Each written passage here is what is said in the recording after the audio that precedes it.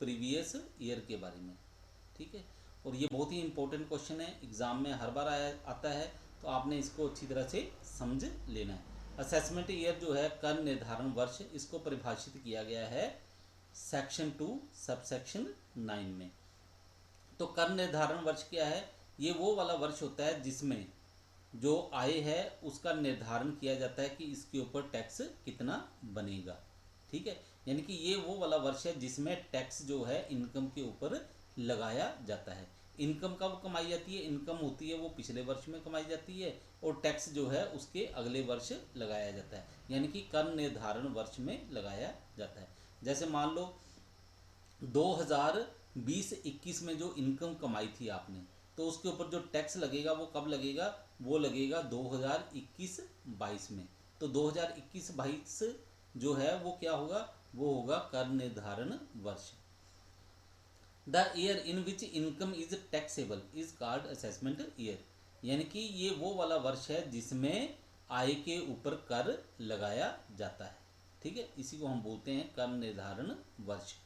It is also known as income tax year, इसको आयकर वर्ष भी कहा जाता है। It is a period of 12 months, तो ये जो इसकी समय अवधि है वो कितनी है? वो है 12 महीने की। Commencing on 1 April every year and ending on 31 March the next year. तो ये जो शुरुआत है इसकी शुरू कब होता है? ये होता है 1 अप्रैल को और ख़त्म होता है 31 मार्च को अगले वर्ष। जैसे जो इस समय है, इसमें असेसमेंट ईयर जो है वो 1 अप्रैल 2021 को शुरू हो चुका है और ये ख़त्म कब होगा? 31 मार्च 2022 को। इसके बाद है प्रीवियस ईयर, तो ये आता है हमारे पास सेक्शन 3 में। तो इसमें क्या बताया गया? Income earned in a year is taxable in the next year. तो ये आपको पहले बताया था कि जो इनकम जो है जिस वर्ष कमाई जाती है उसके अगले वर्ष उसके ऊपर कर जो है वो देय होता है, यानी कि कर का भुगतान करना पड़ता है। The year in which income is earned is known as previous year, जिस वर्ष में आय जो है वो कमाई जाती है उसको हम बोलते हैं गत वर्ष या फिर previous year. And the next year in which it is taxable is known as assessment year, जो उसका अगला वर्ष है जिसमें इसके ऊपर कर का निर्धारण किया जाएगा या कर जो है वो उसका भुगतान किया जाएगा, उसको हम बोलते हैं कर निर्धारण वर्ष या फिर असेसमेंट ईयर। तो इसको एक एग्जांपल के द्वारा समझ लेते हैं। Income earned during the previous year 2020-21 is taxable in the year 2021-22, यानी कि जो इनकम 2020-21 वर्ष में कमाई जाती है, ठीक है, उसके ऊपर टैक्स लगाया जाता है 2021-22 में। तो 2020-21 जो है वो गत वर्ष है और 2021-22 जो है वो कर निर्धारण वर्ष है, ठीक है। तो ये जो ऊपर आपको अभी एग्जांपल बताई इसमें क्या कहा गया है? इसमें कहा गया 2020-21 को हम प्रीवियस ईयर बोलेंगे और 2021-22 को असेसमेंट ईयर। इसके बाद इसमें रूल क्या होता है? ये जो इनकम टैक्स का भुगतान किया जाता है अभी आपने पढ़ा, इसमें रूल क्या है?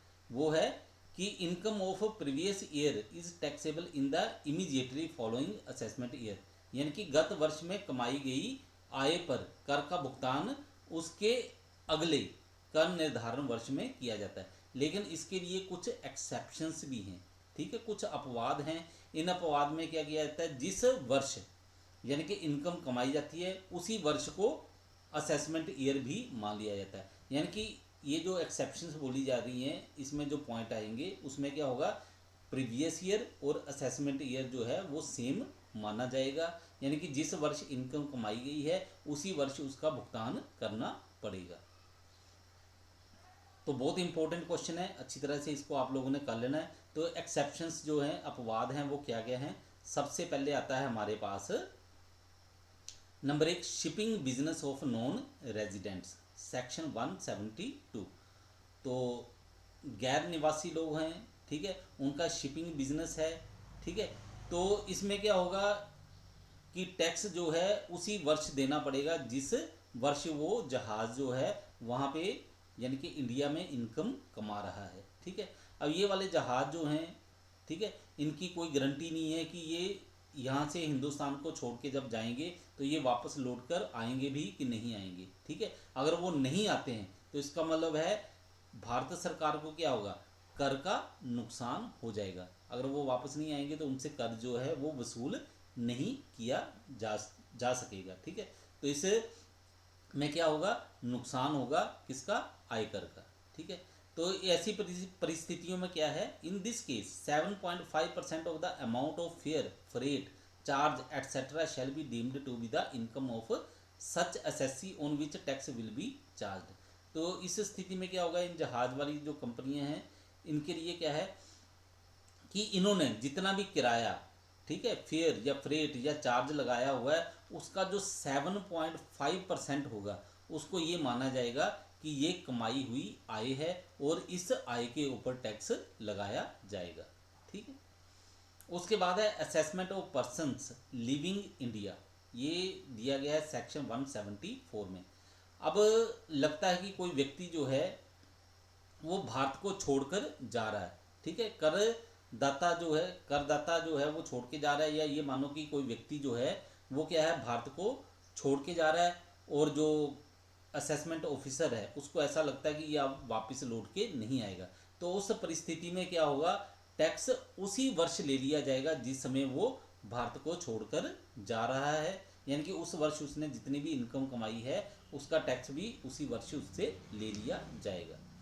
फिर उसके बाद है assessment of association of person और बॉडी ऑफ इंडिविजुअल और artificial juridical person formed for a particular event और पर्पज।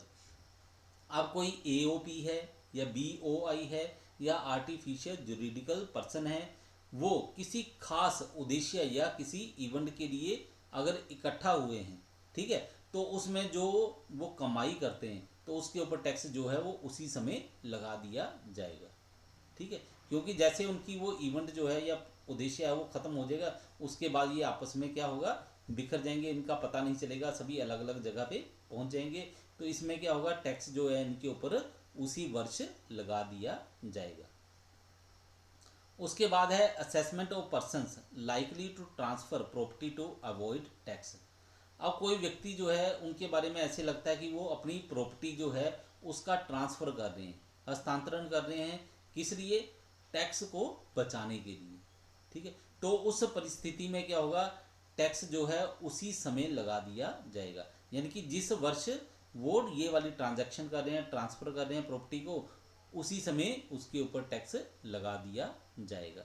उसके बाद है डिसकंटिन्यूड बिजनेस, ये दिया है सेक्शन 176 में। अब कोई बिजनेस है, कोई व्यवसाय है या व्यापार है, उसको क्या किया जाता है, वो बंद कर दिया जाता है। तो अगर वो उस व्यापार को, बिजनेस को बंद कर दिया जाता है तो उसमें भी ये मान के चला जाएगा कि उसका प्रीवियस ईयर और असेसमेंट ईयर जो है वो सेम होगा, यानी कि जिस समय उन्होंने बिजनेस को बंद कर दिया है उसी वर्ष, ठीक है, उनके ऊपर जो टैक्स बनता है उस टैक्स को प्राप्त कर लिया